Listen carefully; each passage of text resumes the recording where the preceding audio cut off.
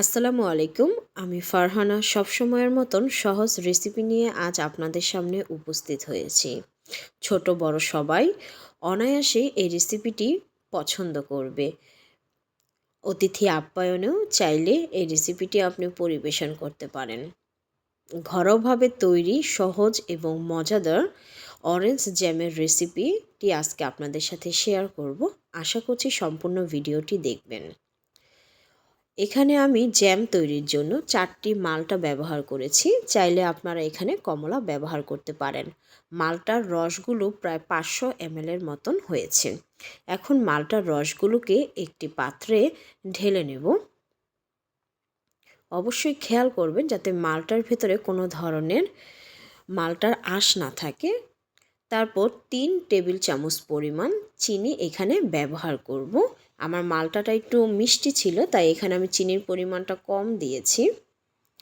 তারপর এখানে আমি দিয়ে দিব 1 টেবিল চামচ পরিমাণ আগার আগার পাউডার। এখন সবগুলো উপকরণ ভালোভাবে নেড়েচেড়ে মিশিয়ে নিতে হবে। যখন নাড়তে নাড়তে সবগুলো উপকরণ প্রায় ভালোভাবে মিশে যাবে, চিনিগুলো গলে যাবে, তখন আমরা এই পাত্রটিকে চুলায় বসাবো, তার আগে না। দেখুন আমাদেরটা মেশানো হয়ে গেছে।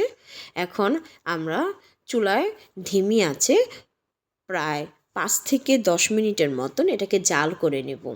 যারা যারা আমার চ্যানেলটিকে সাবস্ক্রাইব করেননি তারা অবশ্যই চ্যানেলটিকে সাবস্ক্রাইব করে আমার পাশেই থাকবেন এবং পাশে থাকা বেল আইকনটিতে ক্লিক করে রাখবেন যাতে পরবর্তী ভিডিও নোটিফিকেশন খুব ইজিলি আপনাদের কাছে পৌঁছে যায়।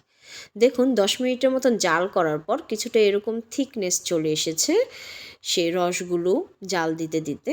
এখন একটি কাচের বয়াম আমরা নেব। অবশ্যই বয়ামটি এরকম পরিষ্কার এবং শুকনো থাকতে হবে। তারপর এই কাচের বয়ামের ভেতরে জেলির মিশ্রণটি আমরা ঢেলে দেব। ঢেলে দেওয়ার পর প্রায় 1 ঘন্টা নর্মালভাবে রেখে দিলেই সুন্দর মতন প্রস্তুত হয়ে যাবে আমাদের এই অরেঞ্জ জেলি। দেখুন 1 ঘন্টা পর কি সুন্দর জমে গেছে। এখন চাইলে রুটি অথবা পরোটা অথবা ব্রেডের সাথে সহজেই পরিবেশন করতে পারবেন এই রেসিপিটি। অতিথি আপ্যায়নে আপনার প্রশংসা অনেক বেড়ে যাবে যখন সবাই জানবে যে আপনি এই রেসিপিটি ঘরেই তৈরি করেছেন। তাই ঘরোয়াভাবে এরকম আরও অসংখ্য রেসিপি দেখার জন্য অবশ্যই চ্যানেলটিকে সাবস্ক্রাইব করতে ভুলবেন না। ধন্যবাদ সবাই।